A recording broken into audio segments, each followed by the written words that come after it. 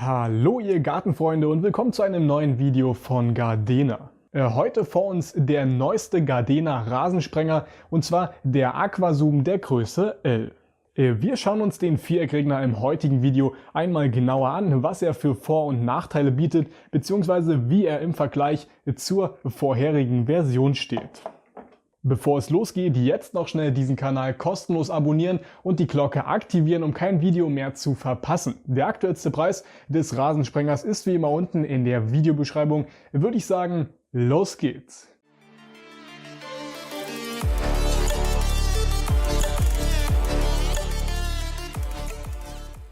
Ja, das ist der neue Gardena Viereckregner und zwar der Aquazoom L.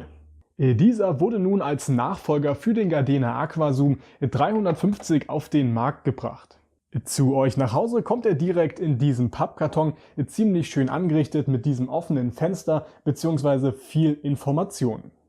Hier erkennen wir schon einmal die zu beregnende Fläche, weitere Spezifikationen als auch den Garantiezeitraum bis zu 5 Jahren Garantie. An dem kleinen Sternchen sehen wir doch, dass die Garantie nicht auf den kompletten Sprenger bezogen ist, sondern lediglich auf das Material bzw. die Verarbeitung.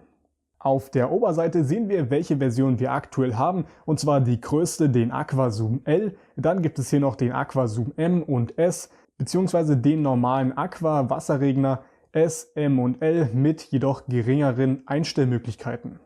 Genauso auf der Rückseite hier auch nochmal ein paar Spezifikationen bzw. Hinweise zu den Schaltern und Funktionen. Dazu aber gleich mehr. Nun schauen wir uns den Sprenger erst einmal genauer an. Aus der Verpackung gibt es, wie wir sehen, wirklich lediglich den Rasensprenger. Mehr ist da nicht dazu. Bedienungsanleitung, Garantie oder ähnliches gibt es hier wahrscheinlich nur online. So sieht das gute Stück nun aus, alles in Anthrazit gehalten bzw. die wichtigsten Schalter und Hebel hervorgehoben in Orange bzw. Blau.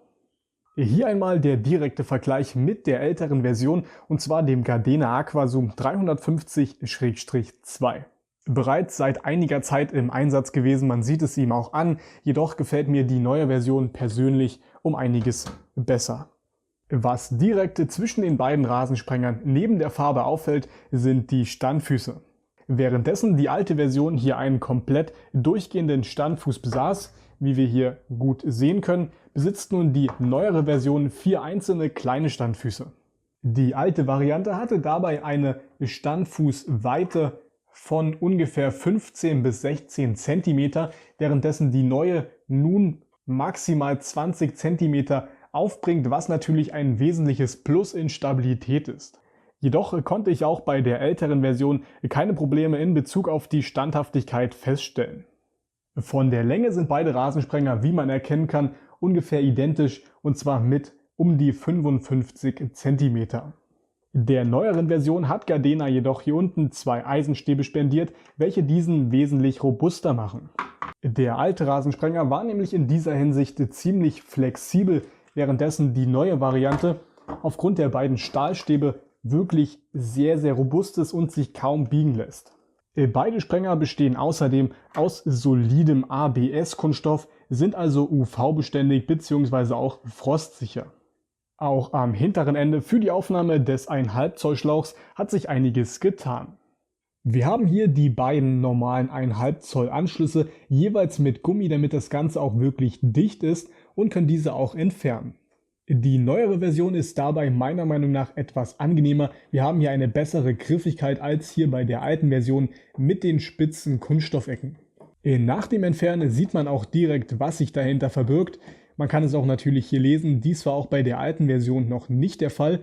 Hier sehen wir nun den vorgeschalteten Filter, genauso wie bei der alten Version aus hochwertigem Metall, also kein billiges Kunststoff, was am Ende nach einer gewissen Zeit kaputt geht, sondern ein robustes Material, um die kleinen Steinchen und andere Schmutzpartikel nicht in die Turbine zu lassen. Der Filter kann dabei ganz einfach entfernt werden, um diesen auszuwaschen bzw. zu reinigen und danach wieder einzubauen. Zurück auf der Oberseite finden wir hier oben die kleinen Gummiauslässe, damals orange und heute aus blauem Gummi. Die Anzahl stimmt ebenfalls noch überein, wir haben bei beiden 18 kleine Auslässe. Sollte doch einmal Schmutz den Filter auf der Rückseite passiert haben und nun eine kleine Düse hier zugesetzt haben, ist diese außerdem einfach zu reinigen.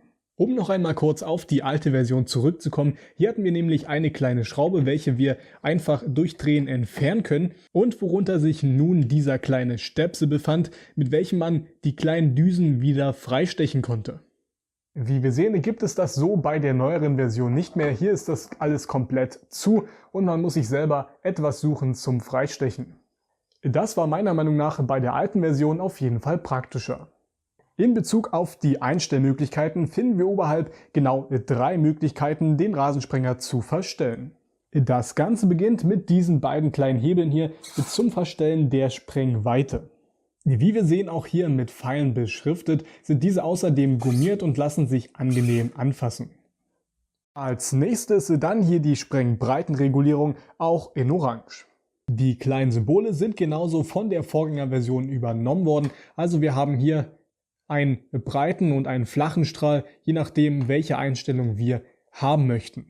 Der Hebel ist nun im Vergleich zu dem Vorgängermodell komplett abgerundet, was einerseits den Vorteil hat, dass er natürlich nicht mehr spitz in den Finger drückt, aber auch den Nachteil mit sich bringt, dass er meiner Meinung nach etwas rutschiger geworden ist. Trotz alledem lässt er sich von oben gut bedienen.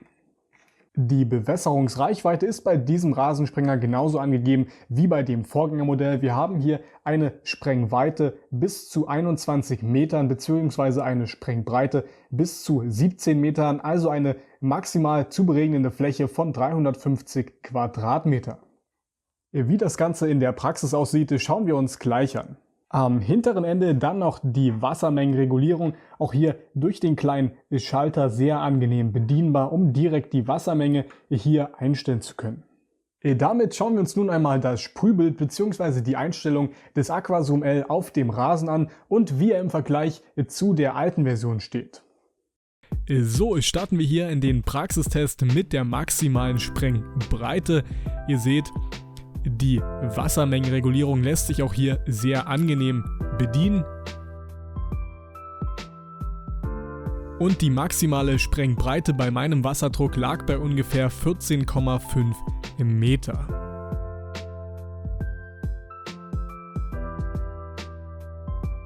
Je nachdem, welcher Wasserdruck bei euch anliegt, erreicht ihr entweder eine größere oder kleinere Sprengbreite. Angegeben mit maximal 17 Meter ist das eigentlich schon relativ in Ordnung.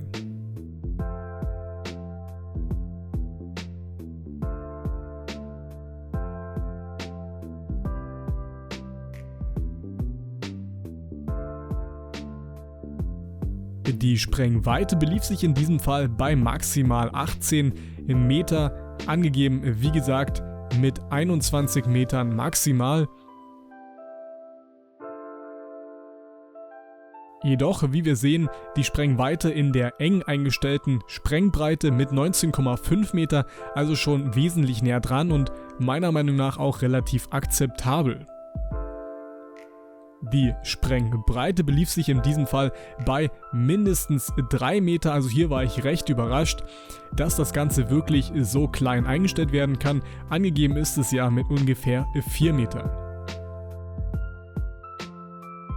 Und hier seht ihr nun den direkten Vergleich. Ich habe einmal beide Sprenger parallel angeschlossen und wir sehen, ja, der Wasserdruck reicht hier nicht aus.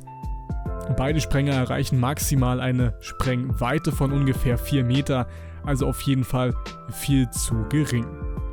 Trotzdem geht es ja um den direkten Vergleich und wir sehen, beide Rasensprenger sind hier ungefähr identisch. Die ältere Variante meines Erachtens nach etwas breiter als die neuere. So, kleines Fazit am Ende. Wie wir gesehen haben, sind beide Rasensprenger schon einmal ziemlich identisch. Was auffällt, ist auf jeden Fall die Optik, denn hier ist der Geschmack gefragt, wem entweder die ältere bzw. die neuere Variante besser gefällt. Die Technik ist ansonsten identisch, bedeutet ein unmittelbarer Umstieg, falls man bereits ein Gardena Aquazoom besitzt, ist meiner Meinung nach nicht 100%ig nötig. Für diejenigen, die noch keinen besitzen, auf jeden Fall eine Empfehlung. Damit war es auch schon wieder. Falls dir das Video gefallen hat, lass auf jeden Fall einen Daumen nach oben da und abonniere jetzt kostenlos diesen Kanal und die Glocke aktivieren, um kein Video mehr zu verpassen. Der aktuellste Preis ist wie immer unten in der Videobeschreibung. Vielen Dank für deine Unterstützung und bis zum nächsten Mal. Tschüss.